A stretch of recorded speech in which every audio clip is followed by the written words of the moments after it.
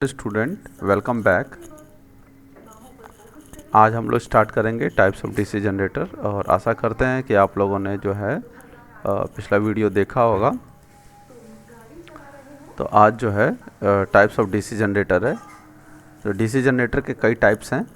हम लोगों ने लास्ट वीडियो में देखा था कि दो तरीके की चीज़ें होती हैं। एक हमारा फील्ड वाइंडिंग होता है जो कि स्टेटर पे अवेलेबल होता है, और एक होता है हमारा आर्मेचर वाइंडिंग जो कि रोटर पर होता है। तो फील्ड वाइंडिंग यहाँ पे ये दिखाई गई है और ये आर्मेचर का रिप्रेजेंटेशन है, जो ये वाला हिस्सा आप देख रहे हैं। ऐसे ही आगे सारे हैं। तो दो तरीके के जनरेटर हैं। सेपरेटली एक्साइटेड का मतलब होता है कि ये जो फील्ड वाइंडिंग को फील्ड प्रोड्यूस करने के लिए जो सप्लाई है वो अलग से कहीं दी जाए, तो उसको बोलते हैं सेपरेटली एक्साइटेड। और सेल्फ एक्साइटेड किसको बोलते हैं?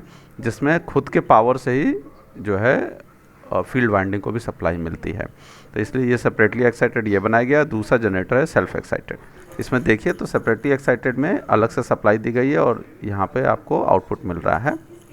सेल्फ एक्साइटेड में अब दो चीज़ें हैं, एक फील्ड वाइंडिंग है और एक आपका आर्मेचर वाइंडिंग है। तो ये दोनों आपस में सीरीज़ में हो सकते हैं, तो ये दोनों सीरीज़ में कर दिए गए हैं, इसलिए इसका नाम सीरीज जनरेटर है। दूसरा है शंट जनरेटर, तो इन दोनों को आपस में पैरेलल में कर दिया गया है, फील्ड वाइंडिंग और आर्मेचर वाइंडिंग को। तीसरा है कंपाउंड। तो कंपाउंड में क्या होता है, सीरीज़ और शंट दोनों को आपस में मिला दिया जाता है। उसके बाद अब यहाँ पे होता क्या है, दो तरीके के हैं, लॉन्ग शंट और शॉर्ट शंट। लॉन्ग शंट में क्या होता है कि आर्मेचर वाइंडिंग से पहले सीरीज वाइंडिंग कनेक्ट होती है और उसके बाद पैरेलल वाली वाइंडिंग कनेक्ट होती है, इसलिए इसको लॉन्ग शंट कहा गया है, यानी कि वो दूर कनेक्टेड है आर्मेचर से। शॉर्ट शंट में क्या है, पहले शंट वाइंडिंग कनेक्टेड है, उसके बाद जो है आपकी सीरीज वाइंडिंग कनेक्टेड है, तो इसलिए इसको शॉर्ट शंट कहा गया है। तो इस तरीके से हम पहचान सकते हैं। फिर इनके वोल्टेज इक्वेशंस हैं।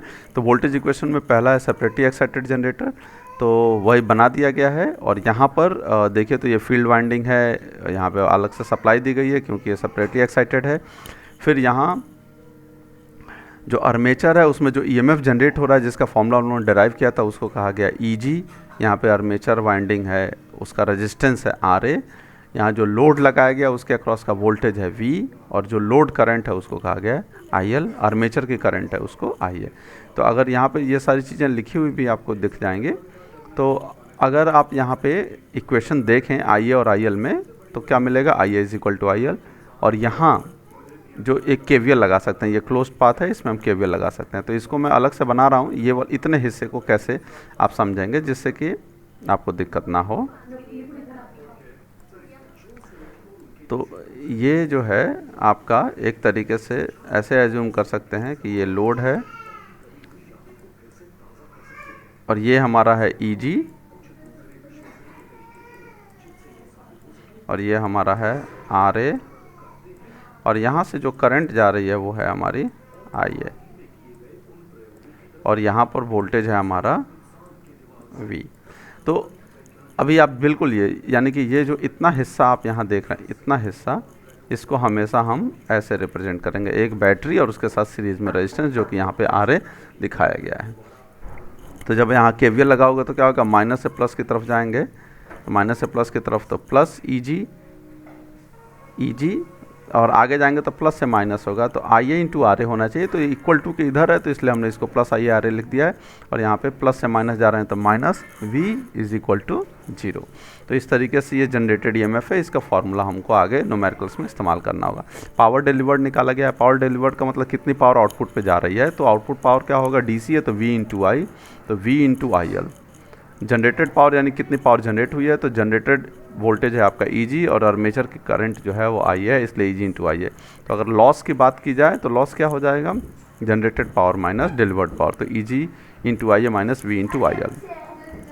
तो इस तरीके से अब इसके बाद आते हैं सेल्फ एक्साइटेड में। तो सेल्फ एक्साइटेड में पहले जो है आपका शंट जनरेटर। तो शंट जनरेटर में आप देखेंगे तो शंट जनरेटर की जो वाइंडिंग का रेजिस्टेंस है वो आरएसएच कहा गया है, उसकी जो करंट है उसको आईएसएच कहा गया है, और बाकी की चीज़ें वैसी हैं। ये आईए है, आरए है, ईजी है, आईएल है, लोड करंट है, और ये आपका आईएल है,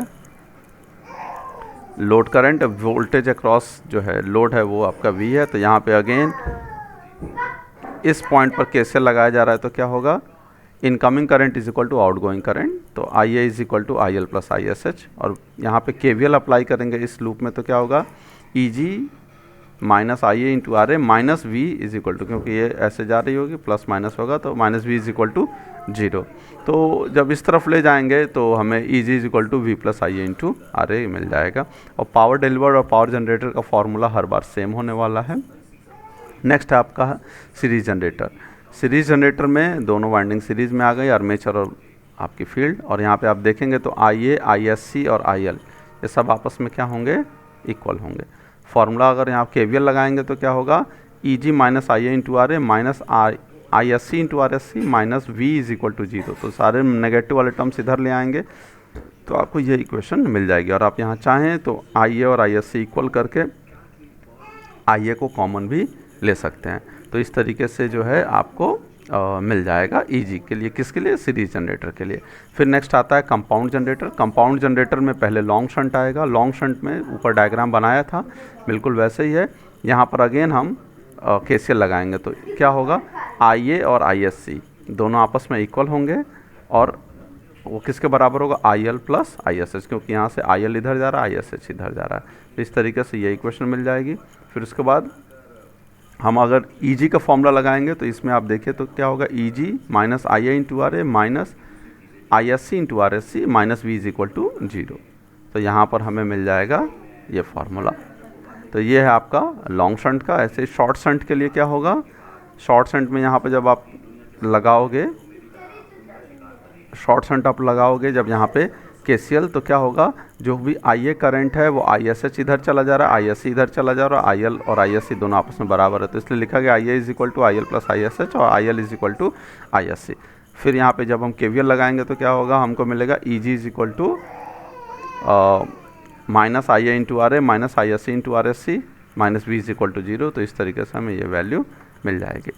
तो अभी इन जो भी ये KVL इक्वेशंस या पावर है, वोल्टेज की इक्वेशंस हैं, इन सभी इक्वेशन का इस्तेमाल जो है न्यूमेरिकल में होगा। तो नेक्स्ट लेक्चर पे हम जो है इससे रिलेटेड आपको न्यूमेरिकल्स भी बताएंगे। Thank you.